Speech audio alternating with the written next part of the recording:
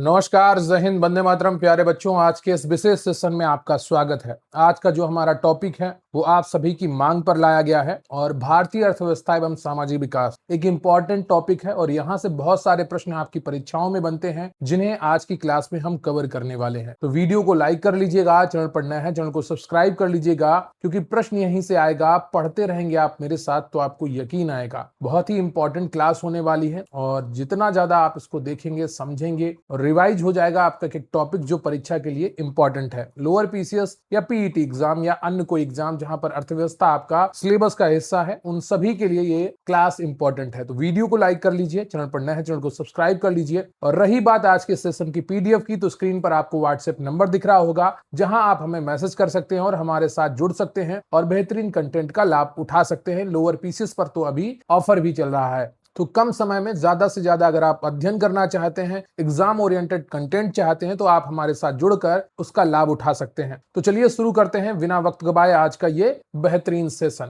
तो अभी हम भारतीय अर्थव्यवस्था एवं सामाजिक विकास कवर करेंगे और बहुत ही इंपॉर्टेंट क्लास है। शुरुआत करते हैं भारत में आर्थिक नियोजन, उद्देश्य एवं उपलब्धियों से। भारत में आर्थिक नियोजन, योजना आयोग, पंचवर्षीय योजनाएं, गरीबी उन्मूलन, हरित क्रांति, नीति आयोग और आत्मनिर्भरता, ये मुख्य बिंदु थे भारत में आर्थिक नियोजन के। भारत में आर्थिक नियोजन का मुख्य उद्देश्य आर्थिक विकास करना, रोजगार सृजन करना, आत्मनिर्भरता को बढ़ावा देना और गरीबी उन्मूलन करना था। आर्थिक नियोजन की अवधारणा तत्कालीन सोवियत संघ यूएसएसआर से प्रेरित योजना आयोग की स्थापना 15 मार्च 1950 को केसी नियोगी समिति की सिफारिश पर की गई। तो योजना आयोग ने बहुत सारी पंचवर्षीय योजनाएं बनाई और वहीं से हम पूरा आर्थिक विकास और आर्थिक नियोजन देखते हैं। तो शुरुआत करते हैं प्रथम पंचवर्षीय योजना से, जो 1951 से 56 तक देखने को मिली। हैरोल्ड डोमर मॉडल पर यह आधारित थी।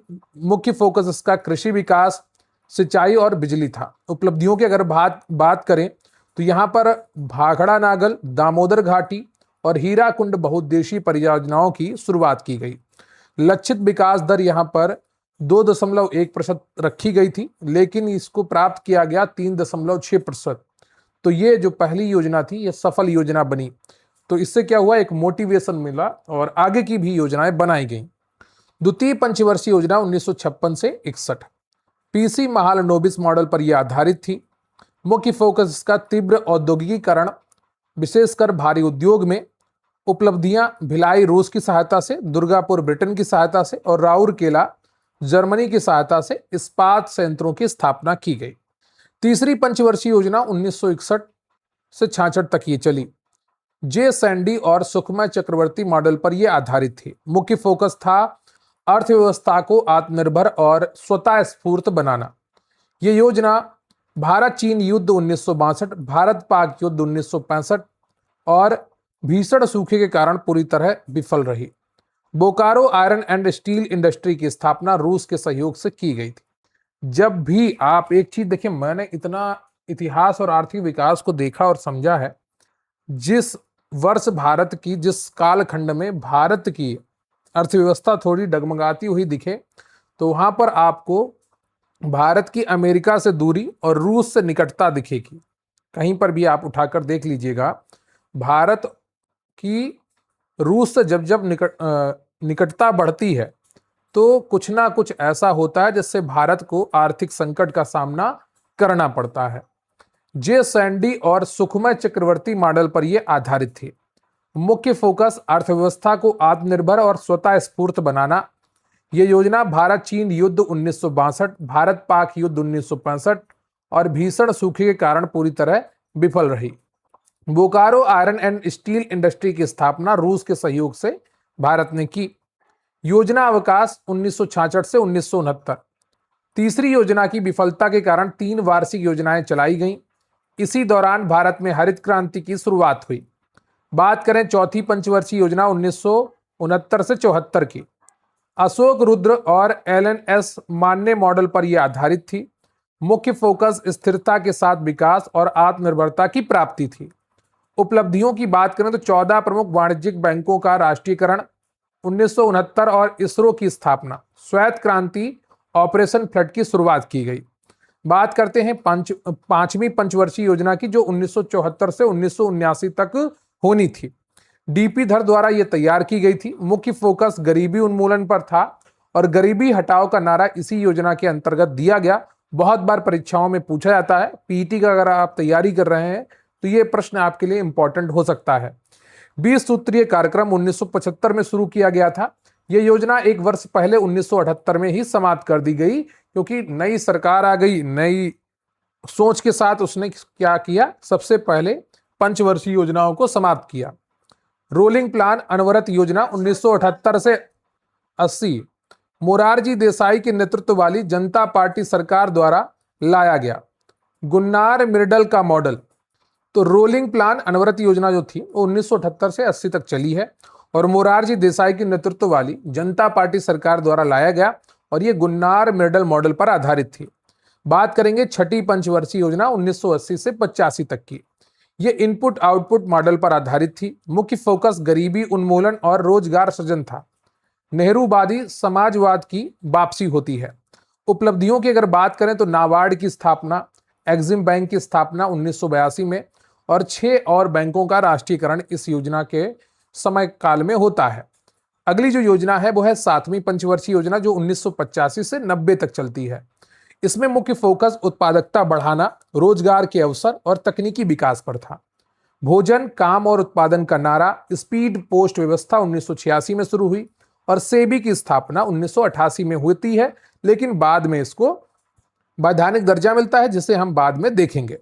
वार्षिक योजनाएं 1990-92 राजनीतिक अस्थिरता और आर्थिक संकट के कारण 8वीं योजना टाल दी गई।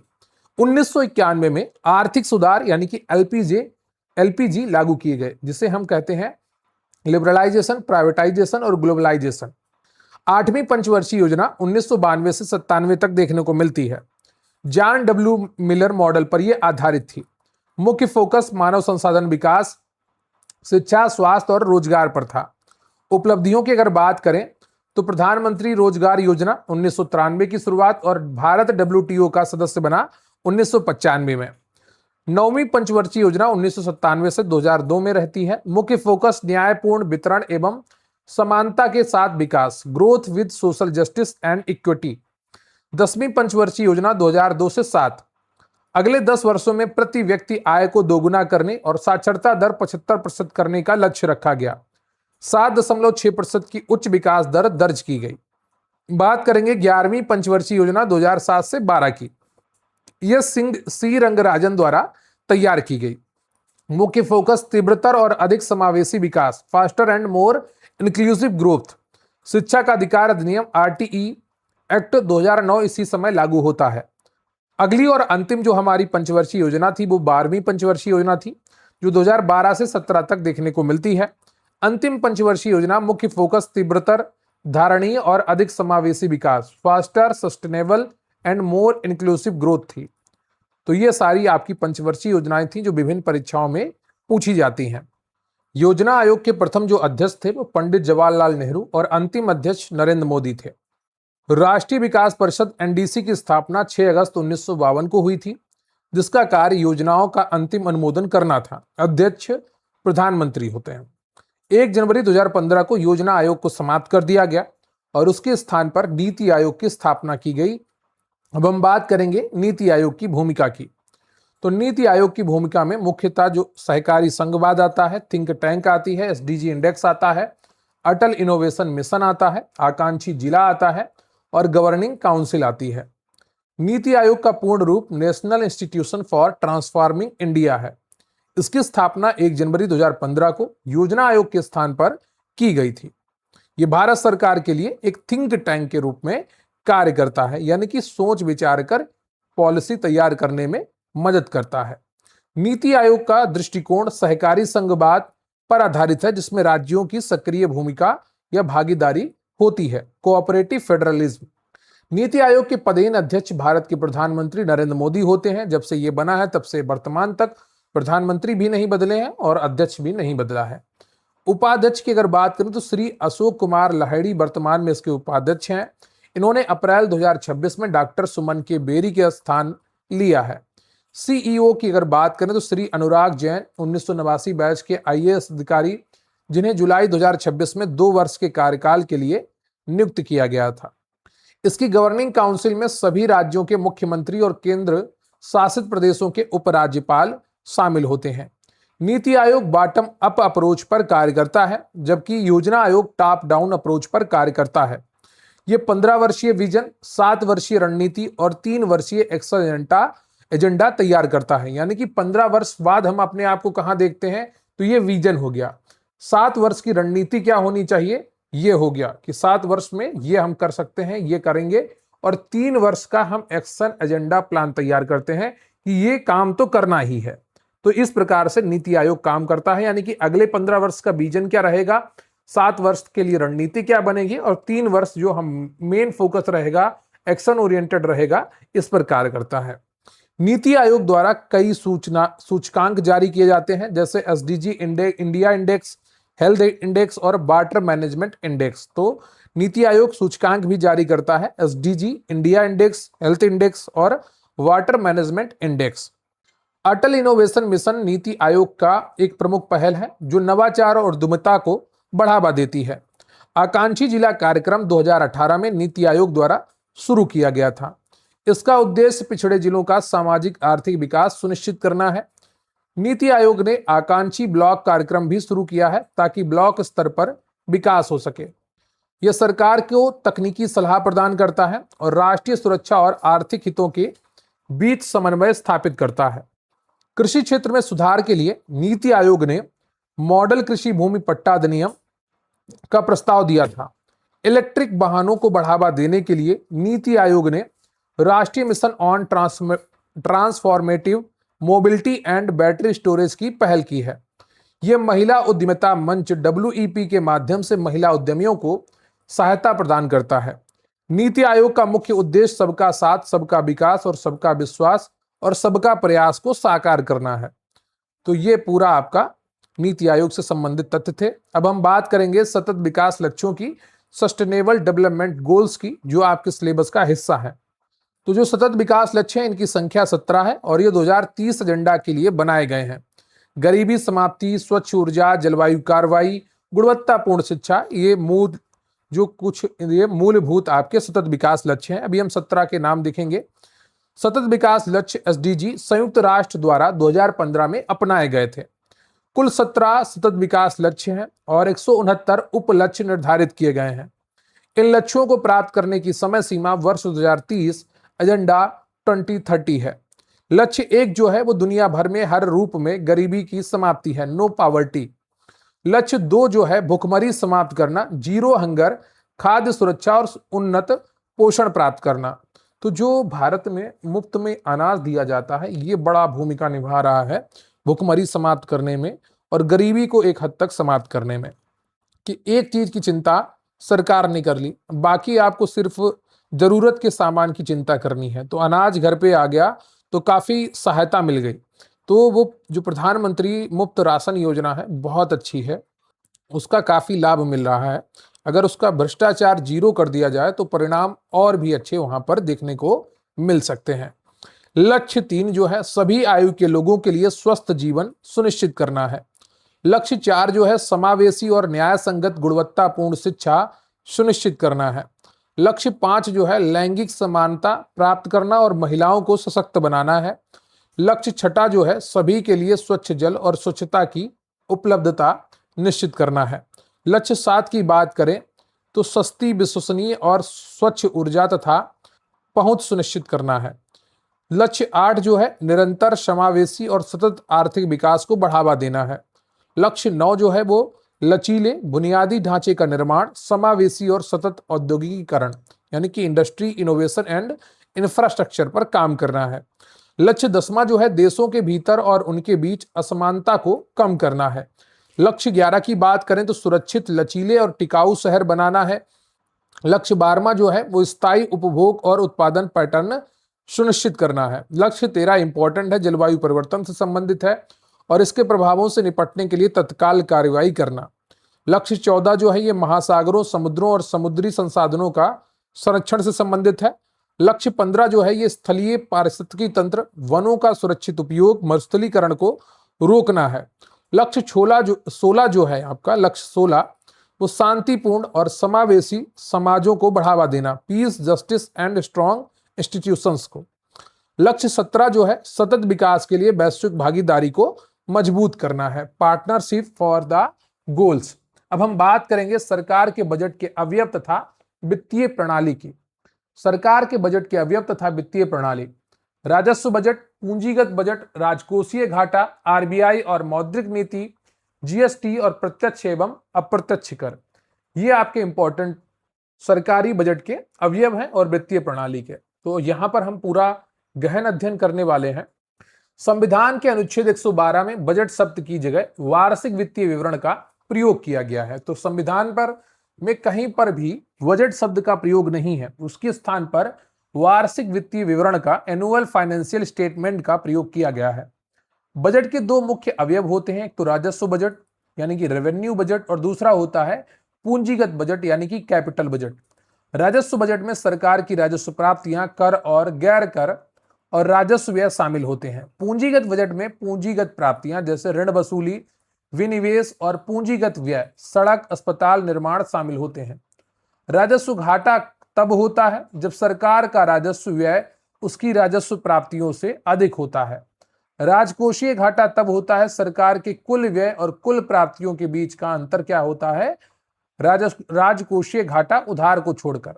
प्राथमिक घाटा क्या होता है, राजकोषीय घाटा घटाकर में से घटाएंगे ब्याज भुगतान को। केंद्रीय बजट 2026-27 में राजकोषीय घाटे का लक्ष्य जीडीपी का 4.3% निर्धारित किया गया है। वित्त मंत्री निर्मला सीतारमण ने 2026 का केंद्रीय बजट विकसित भारत विजन के साथ प्रस्तुत किया है। प्रत्यक्ष कर वह कर है जो व्यक्ति या निगम सीधे सरकार को चुकाते हैं, जैसे आयकर, निगम कर। अप्रत्यक्ष कर वस्तुओं और सेवाओं पर लगाया जाता है, जैसे जीएसटी, सीमा शुल्क। भारत में जीएसटी माल एवं सेवा कर 1 जुलाई 2017 को लागू किया गया, जो एक अप्रत्यक्ष कर है। जीएसटी परिषद की अध्यक्षता केंद्रीय वित्त मंत्री करते हैं, अनुच्छेद 279A के तहत। भारतीय रिजर्व बैंक भारत का केंद्रीय बैंक है, जिसकी स्थापना 1 अप्रैल 1935 को हुई थी। डिटेल्ड में अभी हम बाद में पढ़ेंगे आरबीआई के बारे में। आरबीआई मौद्रिक नीति का निर्माण करता है, जिसका उद्देश्य मुद्रास्फीति को नियंत्रित करना और विकास को बढ़ावा देना है। रेपो रेट वह दर है जिस पर आरबीआई वाणिज्यिक बैंकों को अल्पकालिक ऋण देती है। ध्यान रखिएगा, इंपॉर्टेंट लाइन है, रेपो रेट वह दर है जिस पर आरबीआई वाणिज्यिक बैंकों को अल्पकालिक ऋण देती है। रिवर्स रेपो रेट वह दर है जिस पर आरबीआई वाणिज्यिक बैंकों से धन जमा करता है। ठीक है, तो रिवर्स रेपो रेट क्या है कि वह दर है जिस पर आरबीआई वाणिज्यिक बैंकों से धन जमा करता है। सीआरआर, कैश रिजर्व रेशियो, कुल जमा का वह हिस्सा है जो बैंकों को आरबीआई के पास नगद के रूप में रखना होता है। एसएलआर की बात करें तो स्टैच्यूटरी लिक्विडिटी रेशियो वह अनुपात है जो बैंकों को अपने पास तरल संपत्ति, सोना, सरकारी प्रतिभूतियां के रूप में रखना होता है। मुद्रास्फीति बाजार में वस्तुओं और सेवाओं की कीमतों में लगातार वृद्धि को कहते हैं। थोक मूल्य सूचकांक डब्ल्यूपीआई और उपभोक्ता मूल्य सूचकांक सीपीआई भारत में मुद्रास्फीति मापने के प्रमुख तरीके हैं। इनके आधार वर्ष अभी हाल ही में बदले हैं, कमेंट बॉक्स में उनका जिक्र करिएगा, मैंने आपको 2 से 3 बार वो पढ़ाए हैं। थोक मूल्य सूचकांक डब्ल्यूपीआई और उपभोक्ता मूल्य सूचकांक सीपीआई भारत में मुद्रास्फीति मापने के प्रमुख तरीके हैं। इनके आधार वर्ष अभी हाल ही में बदले गए हैं, तो कमेंट बॉक्स में जरूर लिखिएगा उनको। अगर आपको नहीं याद है तो सर्च करके लिखिएगा ताकि आपको याद हो जाए परमानेंट। वर्तमान में मौद्रिक नीति समिति एमपीसी मुद्रास्फीति लक्ष्य को 4% ±2% के दायरे में रखने का कार्य करती है। सार्वजनिक ऋण सरकार द्वारा देश के भीतर आंतरिक और बाह्य से लिया गया ऋण है। वित्त आयोग का गठन राष्ट्रपति द्वारा अनुच्छेद 280 के तहत हर 5 वर्ष में किया जाता है। 16वें वित्त आयोग के अध्यक्ष डॉक्टर अरविंद पनगड़िया हैं, जिनकी सिफारिशें 2026 से लागू होंगी। विनिवेश सार्वजनिक क्षेत्र के उद्यमों में सरकारी हिस्सेदारी को निजी क्षेत्र को बेचने की प्रक्रिया है। सेबी भारतीय प्रतिभूति और विनिमय बोर्ड भारत में शेयर बाजार, पूंजी बाजार का नियामक है। आईआरडीएआई भारत में बीमा क्षेत्र का नियामक है, जबकि पीएफआरडीए पेंशन क्षेत्र को नियंत्रित करता है। भारत का वित्तीय वर्ष 1 अप्रैल से 31 मार्च तक चलता है। शून्य आधारित बजट वह प्रणाली है जिसमें हर बार बजट का निर्माण शून्य से किया जाता है, तो ध्यान रखिएगा, इंपॉर्टेंट है। अब हम बात करेंगे भारत में कृषि से। तो भारत में कृषि के जो महत्वपूर्ण तथ्य हैं वो है हरित क्रांति, एमएसपी, पीएम किसान, नाबार्ड, कृषि अवसंरचना कोष, ई नाम और फसल बीमा। कृषि भारतीय अर्थव्यवस्था की रीढ़ है जो देश के लगभग 45 से 50% कार्यबल को रोजगार प्रदान करती है। सकल घरेलू उत्पाद जीडीपी में कृषि और संबद्ध क्षेत्रों का योगदान लगभग 18 से 19% रहता है। भारत विश्व में दूध, दालों और जूट का सबसे बड़ा उत्पादक देश है। चावल, गेहूं, गन्ना, मूंगफली, सब्जियां, फल और कपास के उत्पादन में भारत का विश्व में दूसरा स्थान है। भारत में मुख्य रूप से 3 फसल ऋतुएं होती हैं, एक तो रबी, दूसरी खरीफ और तीसरी जायद। खरीफ फसलें जून जुलाई में बोई जाती हैं। इसमें चावल, मक्का, ज्वार, बाजरा, कपास, मूंगफली। चावल की जगह पर आपको धान लिखा हुआ मिल सकता है क्योंकि धान से ही चावल बनता है। रबी फसलें अक्टूबर नवंबर में बोई जाने वाली हैं। इसमें गेहूं, जौ, चना, सरसों, मटर आदि आते हैं। जायद फसलें मार्च अप्रैल में बोई जाती हैं और इन सब में तरबूज, खरबूजा, खीरा, ककड़ी आदि आते हैं। हरित क्रांति की अगर बात करें तो 1966-67 में शुरू हुई, जिसके जनक भारत में डॉक्टर एमएस स्वामीनाथन है। कमेंट बॉक्स में बताइएगा विश्व में इसके जनक कौन है। हरित क्रांति का सबसे अधिक प्रभाव गेहूं और चावल के उत्पादन पर पड़ा, विशेषकर पंजाब, हरियाणा और पश्चिमी यूपी में। श्वेत क्रांति दुग्ध उत्पादन से संबंधित है। इसके जनक डॉक्टर वर्गीस कुरियन थे। ऑपरेशन फ्लड 1970 में शुरू किया गया था जो श्वेत क्रांति का ही हिस्सा था। नीली क्रांति मत्स्य उत्पादन, पीली क्रांति तिलहन उत्पादन, गोल क्रांति आलू उत्पादन से संबंधित है। गुलाबी क्रांति झींगा मछली या प्याज उत्पादन, लाल क्रांति मांस और टमाटर उत्पादन, रजत क्रांति अंडा और पोल्ट्री उत्पादन से संबंधित है। न्यूनतम समर्थन मूल्य की सिफारिश कृषि लागत और मूल्य आयोग सीएसीपी द्वारा की जाती है। एमएसपी की घोषणा सरकार द्वारा फसल बुवाई के मौसम से पहले 22 अनिवार्य फसलों और गन्ने के लिए एफआरपी के लिए की जाती है। भारत में औसत कृषि जोत का आकार लगातार कम हो रहा है जो 1.08 हेक्टेयर कृषि गणना 2015-16 के अनुसार है। भारत के अधिकांश किसान सीमांत किसान हैं जिनके पास 1 हेक्टेयर से कम भूमि है। प्रधानमंत्री किसान सम्मान निधि योजना के तहत किसानों को प्रतिवर्ष 6,000 की वित्तीय सहायता 3 किस्तों में प्रदान की जाती है, यानी कि प्रत्येक किस्त 2,000 रुपए की होगी। प्रधानमंत्री फसल बीमा योजना 2016 में शुरू की गई थी, जिसमें खरीफ के लिए 2%, रबी के लिए 1.5% और वाणिज्यिक बागवानी के लिए 5% प्रीमियम है। किसान क्रेडिट कार्ड योजना 1998 में शुरू की गई थी ताकि किसानों को आसान और सस्ता ऋण मिल सके। राष्ट्रीय कृषि बाजार एक Akhil Bharatiya electronic trading portal है जो एपीएमसी मंडियों को जोड़ता है। कृषि में सिंचाई का मुख्य स्रोत नलकूप है, विशेष रूप से उत्तर प्रदेश और पंजाब में। मृदा स्वास्थ्य कार्ड योजना में राजस्थान के सूरतगढ़ से शुरू की गई थी। स्वस्थ धरा खेतहरा। भारत में सर्वाधिक सिंचित क्षेत्रफल वाला राज्य उत्तर प्रदेश है। जैविक खेती को पूरी तरह से अपनाने वाला भारत का पहला राज्य सिक्किम है।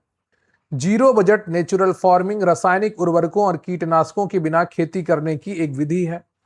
भारत में कृषि ऋण का सबसे बड़ा हिस्सा वाणिज्यिक बैंकों द्वारा प्रदान किया जाता है। अब हम बात करेंगे नाबार्ड की। नाबार्ड यानी कि राष्ट्रीय कृषि और ग्रामीण विकास बैंक। स्थापना इसकी 12 जुलाई 1982 को बी शिवरमन समिति की सिफारिश पर होती है।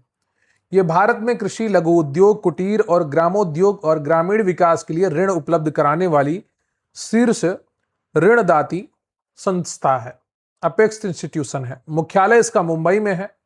इसके वर्तमान अध्यक्ष श्री साजी केवी हैं। यह वित्त मंत्रालय के अधिकार क्षेत्र में आता है और क्षेत्रीय ग्रामीण बैंकों, आरआरबीज तथा सहकारी बैंकों का विनियमन करता है। कृषि यंत्रीकरण को बढ़ावा देने के लिए सब मिशन ऑन एग्रीकल्चरल मैकेनाइजेशन लागू किया गया है। भारत दालों का सबसे बड़ा उत्पादक, उपभोक्ता और आयातक देश है।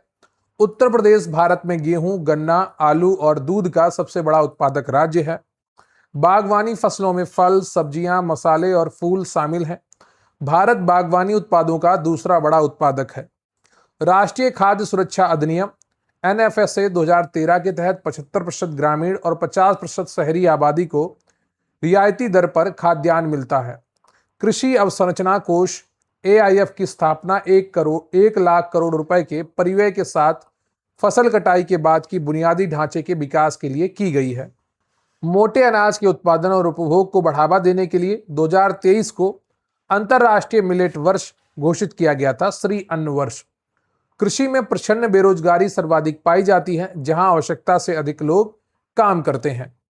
एक्वाकल्चर जलीय जीवों, मछली, झींगा, शैवाल के पालन से संबंधित है, जिसमें भारत का विश्व में तीसरा स्थान है। राष्ट्रीय कृषि विकास योजना राज्यों को कृषि में सार्वजनिक निवेश बढ़ाने के लिए प्रोत्साहित करती है। कृषि उत्पादों के निर्यात में समुद्री उत्पादों और बासमती चावल का प्रमुख स्थान है। अब हम बात करेंगे उद्योग एवं व्यापार वाणिज्य का विकास। तो यहाँ पर कई चीजें देखने को मिलती हैं। मेक इन इंडिया, PLI योजना, MSMEs, FDI, स्टार्टअप इंडिया और महारत्न कंपनियां। स्वतंत्रता के समय भारत का औद्योगिक आधार बहुत कमजोर था, जो मुख्य रूप से सूती वस्त्र और जूट तक सीमित था। भारत की पहली औद्योगिक नीति 1948 में श्यामा प्रसाद मुखर्जी द्वारा घोषित की गई, जिसने मिश्रित अर्थव्यवस्था की नींव रखी। औद्योगिक नीति प्रस्ताव 1956 को भारत का आर्थिक संविधान कहा जाता है, जिसमें सार्वजनिक क्षेत्र को प्रमुखता दी गई। महारत्न, नवरत्न और मिनी रत्न कंपनियों का वर्गीकरण सार्वजनिक क्षेत्र के उपक्रमों के लिए किया जाता है। वर्तमान 2026 में भारत में 14 महारत्न और कई नवरत्न कंपनियां हैं, जैसे भेल, ONGC, NTPC आदि। हिंदुस्तान एरोनॉटिक्स लिमिटेड HAL को अक्टूबर 2024 में 14वें महारत्न का दर्जा मिलने के बाद कुल संख्या 14 हो गई थी। वहीं नवरत्न कंपनियों की कुल संख्या बढ़कर 26 हो चुकी है। MSME सूक्ष्म, लघु और मध्यम उद्यम क्षेत्र भारत के निर्यात में लगभग 40 से 45% और विनिर्माण में 33% का योगदान देता है। नए MSME नियम की अगर बात करें तो ये 1 अप्रैल 2025 से प्रभावी हैं। सूक्ष्म का जो निवेश है वर्तमान में 2.5 करोड़ है, पहले 1 करोड़ था। वार्षिक टर्नओवर अब 10 करोड़ हो गया है सूक्ष्म के लिए, माइक्रो के लिए पहले ये 5 करोड़ होता था। लघु यानी कि स्मॉल के लिए अब वर्तमान में 25 करोड़ है, पहले ये 10 करोड़ होता था। वार्षिक टर्नओवर 100 करोड़ कर दिया गया है, पहले जो 50 करोड़ होता था। मध्यम यानी कि मीडियम के लिए 125 करोड़ तक है, पहले ये 50 करोड़ होता था। वार्षिक टर्नओवर यहां पर 500 करोड़ तक है, जो पहले 250 करोड़ होता था। मेक इन इंडिया कार्यक्रम 25 सितंबर 2014 को भारत को वैश्विक विनिर्माण हब बनाने के लिए शुरू किया गया था। उत्पादन लिंक्ड प्रोत्साहन PLI योजना 14 प्रमुख क्षेत्रों जैसे इलेक्ट्रॉनिक्स, फार्मा के लिए लागू की गई। भारत दुनिया का दूसरा सबसे बड़ा मोबाइल फोन निर्माता देश बन गया है। स्टार्टअप इंडिया योजना 2016 में नवाचार को बढ़ावा देने और स्टार्टअप इकोसिस्टम बनाने के लिए शुरू हुई। भारत वर्तमान में दुनिया का तीसरा सबसे बड़ा स्टार्टअप इकोसिस्टम है। 1 लाख से अधिक मान्यता प्राप्त स्टार्टअप हैं भारत में। औद्योगिक गलियारे जैसे DMIC, Delhi Mumbai industrial corridor बुनियादी ढांचे को विश्वस्तरीय बनाने के लिए विकसित किए जा रहे हैं। स्पेशल इकोनॉमिक जोन जैसे सेज अधिनियम 2005 में पारित हुआ था। तो जो सेज अधिनियम है, जिसे हम स्पेशल इकोनॉमिक जोन अधिनियम कहते हैं, यह 2005 में पारित हुआ था, जिसका उद्देश्य निर्यात और विदेशी निवेश को बढ़ावा देना है। ईज ऑफ डूइंग बिजनेस में सुधार के लिए सिंगल विंडो क्लियरेंस और श्रम कानूनों का सरलीकरण किया गया है। व्यापार संतुलन किसी देश के निर्यात और आयात के मूल्य के बीच का अंतर है। भारत मुख्य रूप से कच्चे तेल, इलेक्ट्रॉनिक सामान, सोना और मशीनरी का आयात करता है। भारत के प्रमुख निर्यात में पेट्रोलियम उत्पाद, रत्न और आभूषण, मशीनरी, रसायन और दवाएं शामिल हैं। सेवा क्षेत्र भारतीय अर्थव्यवस्था का सबसे मजबूत स्तंभ है और यह देश की GDP में लगभग 54 से 56% का योगदान देता है। विदेशी प्रत्यक्ष निवेश जो है भारत में लगातार बढ़ा है, जिसमें मॉरिशस, सिंगापुर और अमेरिका प्रमुख निवेशक देश हैं। अब हम बात करेंगे भारत में स्वतंत्रता के पश्चात भूमि सुधारों से जुड़ी हुई। तो भारत में स्वतंत्रता के पश्चात जो भूमि सुधार हुए उसमें प्रमुख है जमींदारी उन्मूलन, चकबंदी, भूदान आंदोलन, हदबंदी, स्वामित्व योजना और भूमि रिकॉर्ड आधुनिकीकरण। स्वतंत्रता के समय भारत में जमींदारी, रैयतवाड़ी और महालवाड़ी जैसी शोषणकारी भू राजस्व प्रणालियां थीं। भूमि सुधारों का मुख्य उद्देश्य सामाजिक न्याय सुनिश्चित करना और कृषि उत्पादकता को बढ़ाना था। भूमि सुधार के तीन मुख्य घटक थे: बिचौलियों, जमींदारों का उन्मूलन, काश्तकारी सुधार और भूमि की हदबंदी। संविधान की 9वीं अनुसूची को पहले संशोधन द्वारा जोड़ा गया ताकि भूमि सुधार कानूनों को न्यायिक समीक्षा से बचाया जा सके। जमींदारी उन्मूलन अधिनियम लगभग सभी राज्यों में 1950 के दशक में पारित किए गए, जिससे 2 करोड़ से अधिक काश्तकारों को जमीन का मालिकाना हक मिला। काश्तकारी सुधारों के तहत लगान का नियमन किया गया, जो सामान्यतः उपज के 1/4 से 1/5 तक तय किया गया। भूमि हदबंदी अधिनियम के तहत एक परिवार द्वारा रखी जा सकने वाली कृषि भूमि की अधिकतम सीमा तय की गई। अधिशेष भूमि को सरकार द्वारा अधिग्रहित कर भूमिहीनों और दलितों में बांटा गया। विनोबा भावे ने 1951 में तेलंगाना के पोचमपल्ली से भूदान आंदोलन शुरू किया। भूदान आंदोलन का उद्देश्य स्वेच्छा से जमींदारों से भूमिदान प्राप्त कर भूमिहीनों को बांटना था।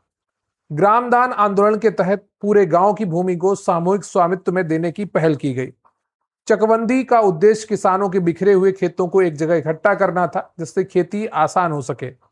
चकबंदी सबसे अधिक सफल पंजाब, हरियाणा और पश्चिमी उत्तर प्रदेश में रही। जो चकबंदी की योजना है वो सबसे ज्यादा कहां सफल रही? पंजाब, हरियाणा और पश्चिमी उत्तर प्रदेश में। सहकारी खेती को बढ़ावा दिया गया ताकि छोटे किसान मिलकर संसाधन जुटा सके। स्वतंत्रता के बाद भूमि सुधारों का सबसे सफल कार्यान्वयन पश्चिम बंगाल, ऑपरेशन वर्गा और केरल में देखा गया। भूमि रिकॉर्ड का आधुनिकीकरण वर्तमान में भूमि विवादों को कम करने और पारदर्शिता लाने के लिए चलाया जा रहा है। उत्तर प्रदेश में स्वामित्व योजना के तहत ग्रामीण आबादी को उनकी संपत्तियों के डिजिटल संपत्ति कार्ड दिए जा रहे हैं। डिजिटल भूमि रिकॉर्ड से किसानों को बैंकों से आसानी से ऋण प्राप्त करने में मदद मिल रही है। महिला सशक्तिकरण के लिए भूमि सुधारों में महिलाओं को भी संपत्ति में भागीदार का अधिकार हिंदू उत्तराधिकार संशोधन अधिनियम 2005 द्वारा दिया गया। भूमि अधिग्रहण अधिनियम 2013 ने उचित मुआवजे और पुनर्वास को कानूनी अधिकार बना दिया। अब बात करेंगे भारत में वैश्वीकरण तथा उदारीकरण के प्रभाव।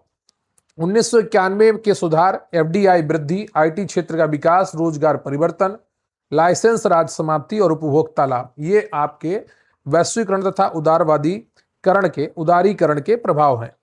भारत में आर्थिक सुधारों की शुरुआत 1991 में हुई और इस नीति को एलपीजी नीति कहा गया, जिसमें लिबरलाइजेशन, प्राइवेटाइजेशन और ग्लोबलाइजेशन शामिल था, यानी कि उदारीकरण, निजीकरण और वैश्वीकरण। उस समय पीवी नरसिम्हा राव प्रधानमंत्री और डॉक्टर मनमोहन सिंह वित्त मंत्री थे। उदारीकरण का अर्थ अर्थव्यवस्था को अनावश्यक सरकारी नियंत्रणों, लाइसेंसिंग और कोटा प्रणाली से मुक्त करना। निजीकरण यानी कि प्राइवेटाइजेशन, सार्वजनिक क्षेत्रों के उद्यमों में निजी क्षेत्र की भागीदारी या उनके स्वामित्व को निजी हाथों में सौंपने की प्रक्रिया है।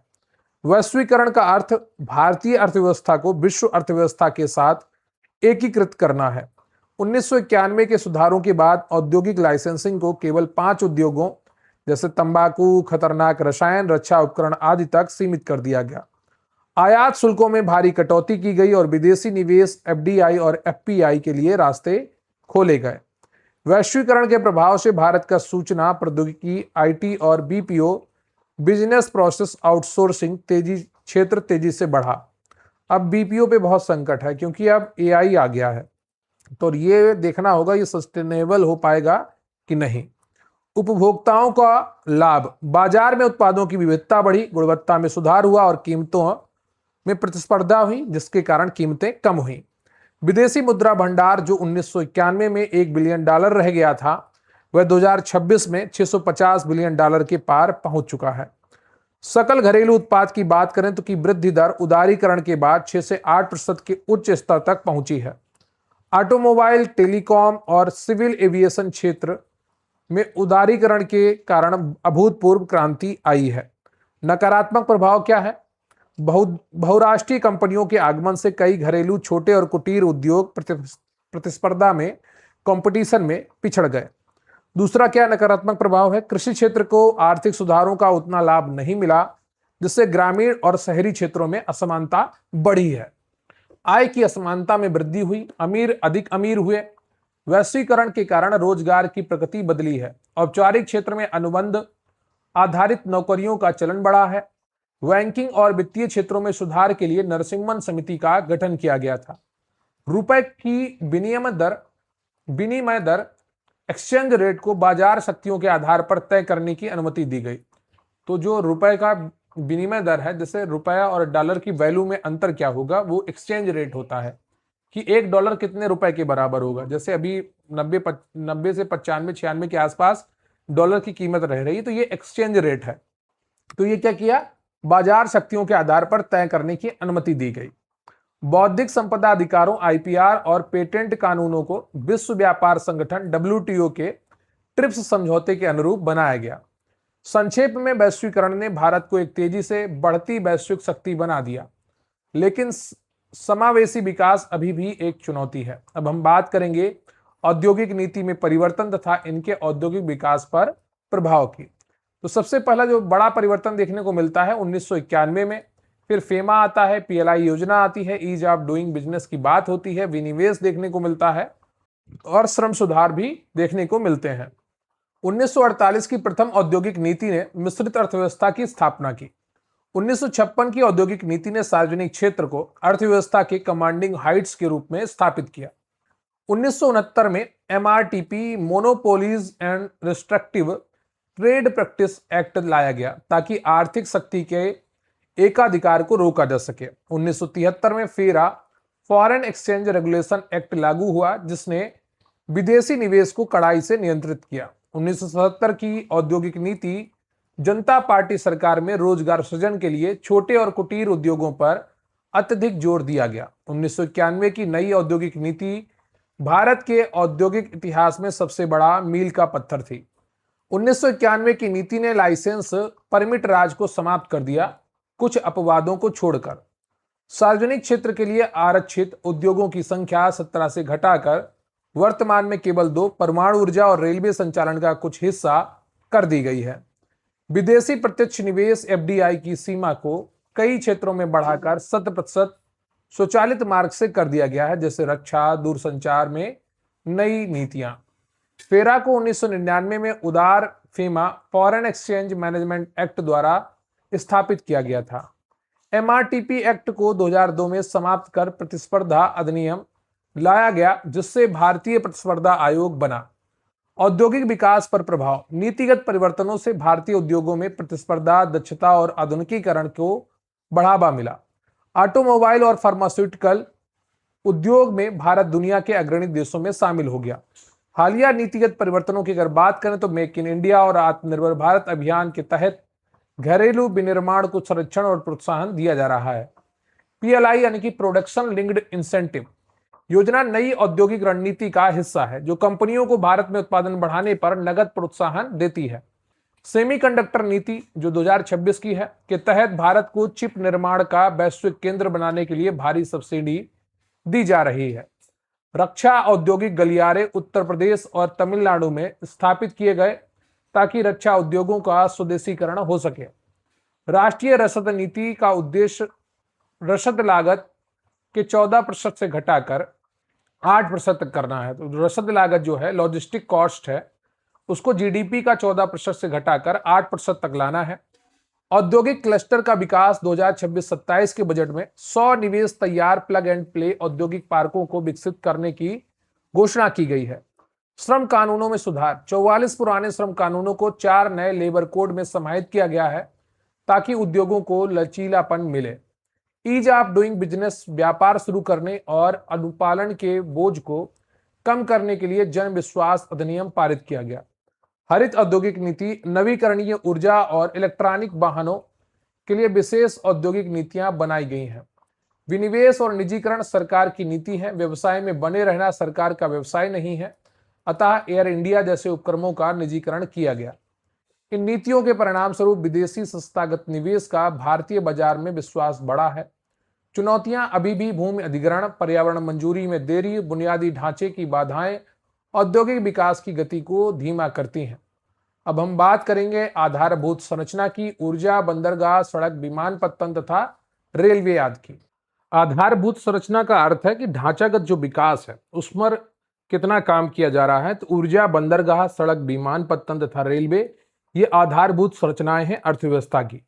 तो इनके लिए पीएम गति शक्ति, भारतमाला, सागरमाला, उड़ान योजना, वंदे भारत, नवीकरणीय ऊर्जा आदि प्रारंभ की गई। बुनियादी ढांचा किसी भी अर्थव्यवस्था के विकास का इंजन है। भारत सरकार ने इसके लिए पीएम गति शक्ति नेशनल मास्टर प्लान लॉन्च किया है। ऊर्जा क्षेत्र की बात करें तो भारत दुनिया का तीसरा सबसे बड़ा ऊर्जा उपभोक्ता देश है। भारत की कुल स्थापित बिजली उत्पादन क्षमता में जीवाश्म ईंधन, कोयला, गैस आदि का हिस्सा अभी भी लगभग 55% है। भारत कुल नवीकरणीय ऊर्जा और सौर ऊर्जा क्षमता में विश्व में तीसरे स्थान पर है, जबकि पवन ऊर्जा क्षमता में ये चौथे स्थान पर है। तो ये अपडेटेड डेटा है, ध्यान रखिएगा। भारत ने 2070 तक नेट जीरो कार्बन उत्सर्जन का लक्ष्य रखा है और ये COP26 ग्लासगो सम्मेलन में प्रधानमंत्री नरेंद्र मोदी ने कहा था। 2030 तक 500 गीगावाट गैर जीवाश्म ईंधन ऊर्जा क्षमता प्राप्त करने का लक्ष्य है। अंतरराष्ट्रीय सौर गठबंधन ISA का मुख्यालय गुरुग्राम हरियाणा में है, जिसकी पहल भारत और फ्रांस ने की थी। पीएम सूर्य घर मुफ्त बिजली योजना के तहत 1 करोड़ घरों की छतों पर सोलर पैनल लगाए जा रहे हैं।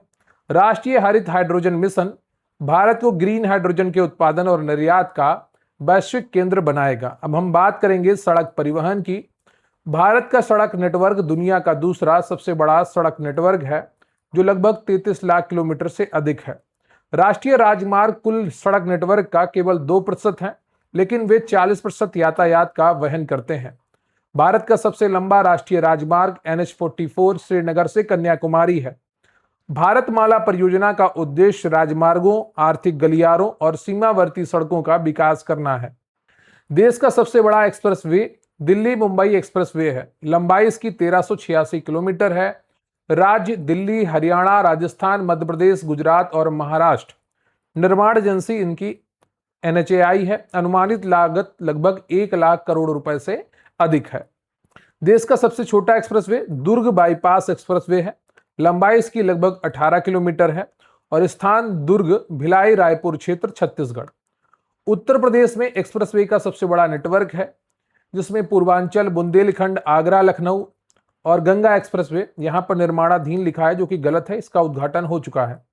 NHAI भारतीय राष्ट्रीय राजमार्ग प्राधिकरण देश में राष्ट्रीय राजमार्गों के विकास और रखरखाव के लिए जिम्मेदार है। फास्टैग को इलेक्ट्रॉनिक टोल संग्रह के लिए अनिवार्य कर दिया गया है, जो RFID रेडियो फ्रीक्वेंसी आइडेंटिफिकेशन तकनीकी पर आधारित है।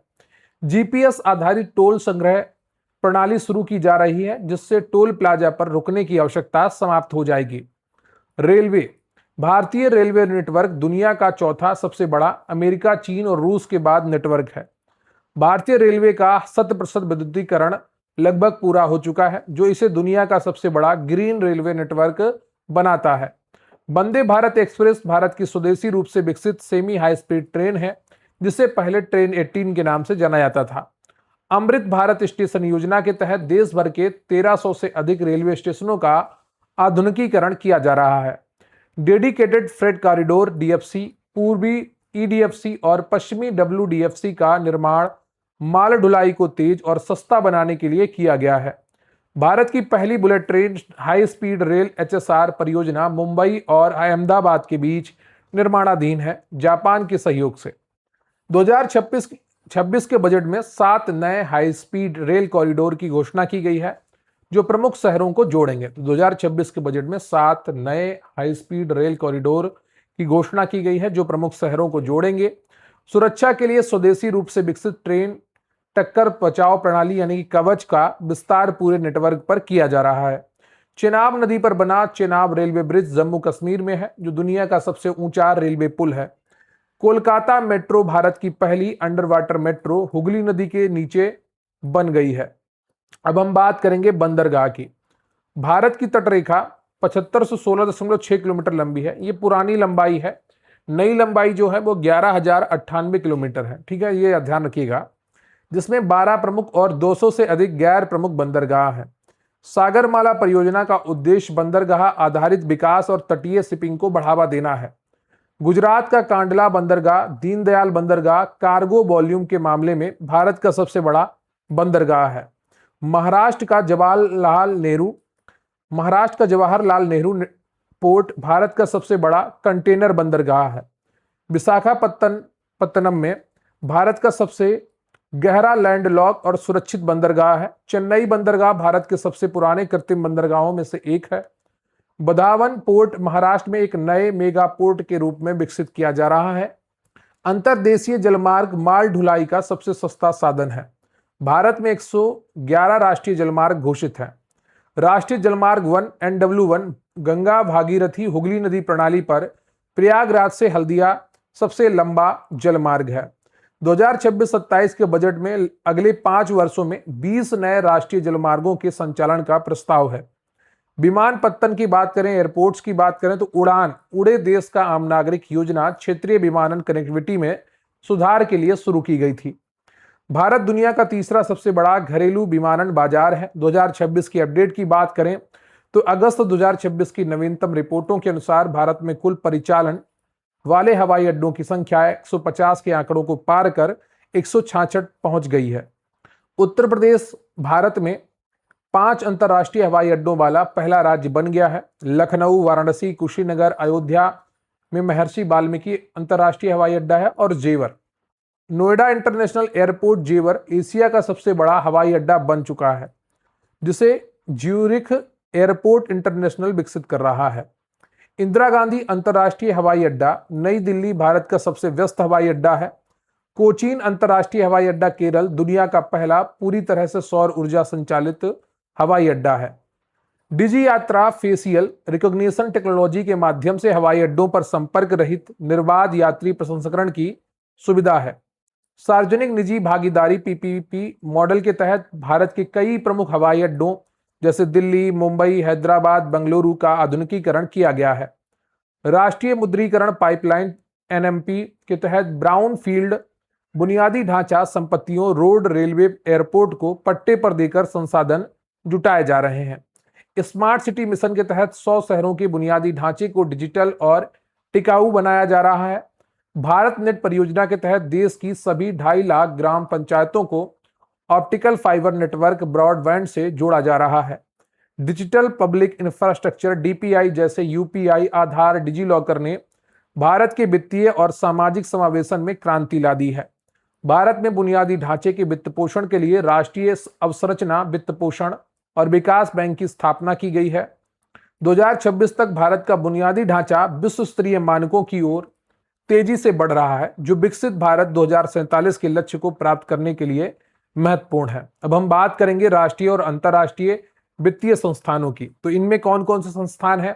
प्रमुख रूप से RBI है, सेबी है, सिडबी है, विश्व बैंक है, IMF है, WTO है, ADB है और NDB है, जिसे हम ब्रिक्स बैंक कहते हैं। तो शुरुआत करते हैं भारतीय रिजर्व बैंक से। भारतीय रिजर्व बैंक की स्थापना जो हुई थी वो 1 अप्रैल 1935 को हुई थी हिल्टन यंग कमीशन की सिफारिश पर। इसका राष्ट्रीयकरण किया गया 1 जनवरी 1949 को। मुख्यालय इसका मुंबई में है। वर्तमान में गवर्नर जो है वो है संजय मल्होत्रा, जो 26वें गवर्नर है, जिन्होंने 11 दिसंबर 2024 को शक्तिकांत दास का स्थान लिया। कार्य की बात करें तो RBI का कार्य मौद्रिक नीति बनाना है, मुद्रा जारी करना है, विदेशी मुद्रा भंडार का प्रबंधन करना है और इसे बैंकों का बैंक कहा जाता है। सेबी की बात करें तो इसका फुल फॉर्म है securities and exchange board of India. स्थापना होती है 12 अप्रैल 1988 को और इसे वैधानिक दर्जा मिलता है 1992 में। मुख्यालय मुंबई में है। कार्य की अगर बात करें तो भारत में शेयर बाजार, पूंजी बाजार और म्यूचुअल फंड को विनियमित करना और निवेशकों के हितों की रक्षा करना इसका कार्य है। वैधानिक दर्जा का अर्थ है कि संसद से कानून बनाकर इसको अधिनियमित कर दिया गया है। बात करते हैं सिडबी की। Small industries development bank of India 2 अप्रैल 1990 को स्थापित होता है। लखनऊ उत्तर प्रदेश में इसका मुख्यालय है। कार्य की बात करें तो सूक्ष्म, लघु और मध्यम उद्यमों क्षेत्र को ऋण और वित्तीय सहायता प्रदान करना इसका कार्य है। अगला जो बैंक है वो है Exim bank, export import bank of India. स्थापना 1982 में होती है। मुख्यालय मुंबई में है। इसके कार्यों की बात करें तो भारत के विदेशी व्यापार, निर्यात और आयात को वित्त पोषित और बढ़ावा देना। अगली जो वित्तीय संस्थान है वो है IRDA, IRDAI, insurance regulatory and development authority of India. 1999 में स्थापित होता है मल्होत्रा समिति की सिफारिश पर। मुख्यालय हैदराबाद में है। कार्य की बात करें तो भारत में बीमा क्षेत्र का नियमन और विकास करना। राष्ट्रीय आवास bank NHB, national housing bank, स्थापना 9 जुलाई 1988 को, मुख्यालय नई दिल्ली में। कार्य की बात करें तो भारत में आवास वित्त के लिए सर्वोच्च संस्था है। विश्व बैंक, वर्ल्ड बैंक की बात करें तो स्थापना 1944 में ब्रिटेन वुड्स सम्मेलन के दौरान। मुख्यालय वाशिंगटन डीसी यूएसए में है। वर्तमान अध्यक्ष 2026 की अगर बात करें तो अजय बंगा भारतीय मूल के हैं। कार्यों की बात करें तो विकासशील देशों को पूंजीगत परियोजनाओं के लिए दीर्घकालिक ऋण प्रदान करना, गरीबी उन्मूलन। बात करते हैं अंतरराष्ट्रीय मुद्रा कोष की, आईएमएफ की। इंटरनेशनल मॉनेटरी फंड, स्थापना 1945 में होती है। मुख्यालय इसका वाशिंगटन डीसी में है।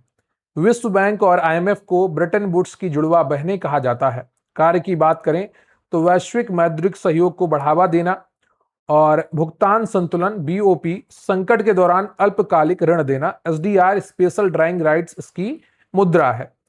अगला जो संगठन है वो है विश्व व्यापार संगठन, जिसे हम डब्ल्यूटीओ के नाम से जानते हैं, वर्ल्ड ट्रेड ऑर्गेनाइजेशन। इसकी स्थापना 1 जनवरी 1995 को होती है, गैट के स्थान पर। मुख्यालय इसका जिनेवा, स्विट्जरलैंड में है। महानिदेशक इसके नगोजी ओंकाकोंजो इवेला है। कार्य इसका अंतरराष्ट्रीय व्यापार के लिए नियम बनाना और व्यापार विवादों को सुलझाना है। एशियाई विकास bank, ADB, Asian Development Bank, स्थापना 19 दिसंबर 1966 को। मुख्यालय इसका मनीला, फिलीपींस में है। बहुत परीक्षाओं में पूछी जाती है। कार्य की बात करें तो एशिया प्रशांत क्षेत्र में आर्थिक और सामाजिक विकास को बढ़ावा देना।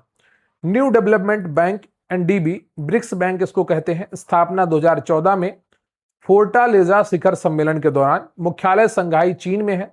ये ब्रिक्स देशों ब्राजील, रूस, भारत, चीन, दक्षिण अफ्रीका आदि देशों द्वारा स्थापित किया गया है। एशियाई अवसंरचना निवेश बैंक, एआईआईबी, स्थापना 2016 में। मुख्यालय बीजिंग, चीन में है और कार्य इसका है एशिया में बुनियादी ढांचे के निर्माण का समर्थन करना। तो ये आपका भारतीय अर्थव्यवस्था और सामाजिक विकास और वित्तीय संस्थानों से जुड़ा हुआ जो इंपॉर्टेंट कंटेंट था वो पूरा कराया गया है, उसका रिवीजन कराया गया है। उम्मीद करता हूं आपको चीजें समझ में आई होंगी और स्पष्ट हुई होंगी। कोशिश की गई है आपको एरर फ्री वीडियो और कंटेंट दिया जाए। कमेंट बॉक्स में बताइएगा कि आज का ये सेशन आपको कैसा लगा। वीडियो को लाइक कर लीजिए, चैनल पर नया है चैनल को सब्सक्राइब कर लीजिए और कमेंट बॉक्स में जब आप जाते हैं तो वहां पर आपको वीडियो हाइप करने का ऑप्शन आता है, तो एक बार वीडियो हाइप जरूर कर दिया करिए और दोस्तों के साथ भी शेयर करिएगा। रही बात आज के सेशन की पीडीएफ की, तो स्क्रीन पर आपको व्हाट्सएप नंबर दिख रहा होगा, वहां पर आप हमें मैसेज करके हमारे साथ जुड़ सकते हैं और बेहतरीन कंटेंट का लाभ उठा सकते हैं। लोअर पीसेस पर तो ऑफर चल रहा है और जो आपको लोअर पीसेस में वन लाइनर कंटेंट दिया गया है वो अंतिम समय के लिए बहुत बड़ा ब्रह्मास्त्र है आपका। उसको 2 बार आप तकरीबन एग्जाम से पहले रिवाइज कर लेंगे, अगर अच्छे तरीके से आप समर्पित होकर रिवीजन करना चाहते हैं। तो आज के लिए बस इतना ही। तैयारी करते रहिए, मेहनत करते रहिए और चीजें आपके सामने हैं, स्पष्ट हैं। पीटी बैच भी चल रहा है, वहां पर भी आप जुड़ सकते हैं। बेहतरीन कंटेंट आपको उपलब्ध कराया जा रहा है, ये पीडीएफ वहां पर भी आपको उपलब्ध कराई जाएगी। तो आज के लिए बस इतना ही। तैयारी करते रहिए, मेहनत करते रहिए। सफलता आपकी तरफ बढ़ेगी जब आप लगातार निरंतर परिश्रम करते रहेंगे, रिवीजन करते रहेंगे। तो आज के लिए बस इतना ही। जय हिंद, जय भारत।